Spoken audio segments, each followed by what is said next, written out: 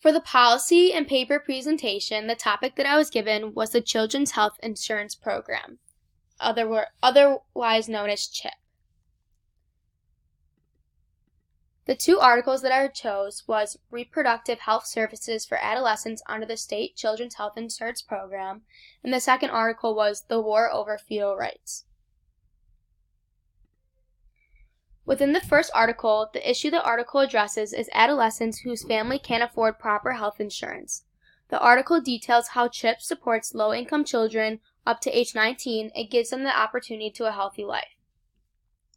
For Article 2, the article addresses the controversy behind the Federal Unborn Victims of Violence Act, meaning how to handle embryonic cells and whether or not fetal rights should be of use.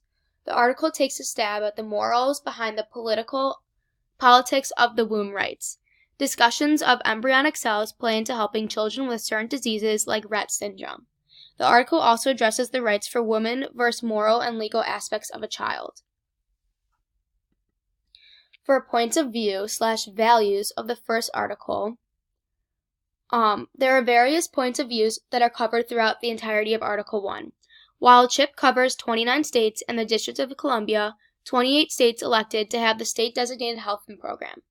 While these states fully provide comprehensive care, CHIP also offers a full range of reproductive services, which is a crucial part of being a low-income adolescent.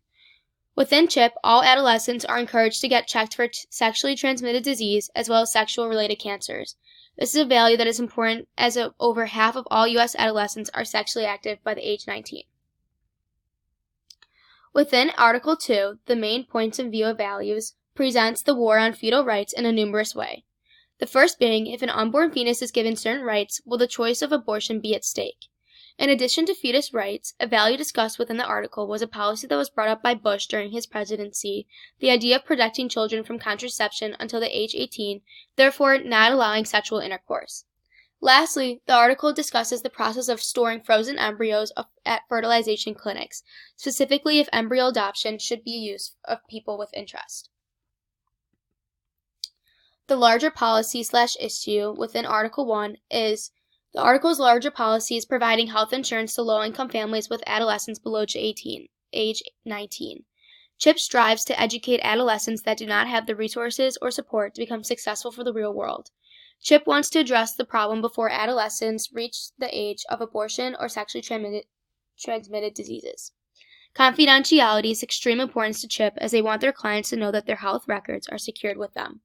The District of Columbia heavily encouraged all low-income adolescents to join CHIP as the price of joining outweighs potential health issues. For the second article, the larger issue / policy is if fetal rights should be allowed. This is a big controversy because it goes along with the whole idea of abortion. When this was published, the political party is important to take note of as the president at the time was Republican, and this is an ongoing debate.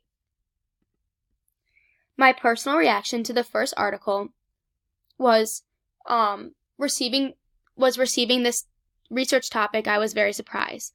I did not know there was a program that supported low-income adolescents for health insurance. My personal reaction to this article is I believe CHIP is trying to make a difference in the adolescents' lives that are in poverty. After reading the article, I found a sense of comfort, as many adolescents are not fortunate enough to be educated on the dangers of sexually transmitted disease, and it becomes an issue that can damage their lives too early. STDs and early pregnancies are two issues that can financially hurt your future. With CHIP taking a pledge to serve these teens in poverty, they are ultimately allowing many adolescents to go on and improve their futures. One of my findings that was unexpected was CHIP ensures that you will not pay more than 5% of your yearly income, which is very impressive in my own opinion. Also, when you submit your application, you may qualify for individual insurance based on your family's insurance plan. My personal reaction to Article 2 was that when I first found this article, I was interested because the topic of abortion's rights are so controversial. The article stayed neutral by just explaining the facts and the discussion between the rights of a woman or fetus. I believe in women's rights and that a woman has full control over her own body. Although the article is far in the past, the topic is very relevant today, and there is still not a final conclusion. Other sources plus relation to the NSAW plus question. So I used two other sources that I found from Article 1 and Article 2. And then relation to the National Association of Social Work is the Children's Health Insurance Program aligns with the National Association of Social Work because social workers strive to ensure that all adolescents are safe and healthy. Social work is a big part of the healthcare system and they can potentially recommend SHIP to you. And then lastly, my question for the class is based on Article 2 is, do you think adoption of embryonic cells should be illegal?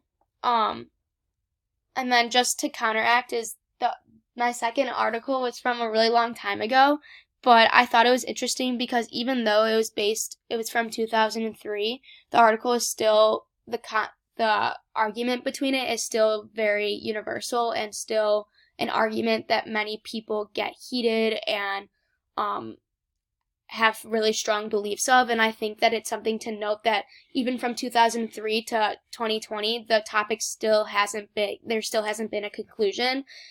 So I think that's also almost like another question behind that is if you believe that this argument should just come to an end and there should be one final answer, or if everyone should hold their own opinion and be allowed to speak their voice of it.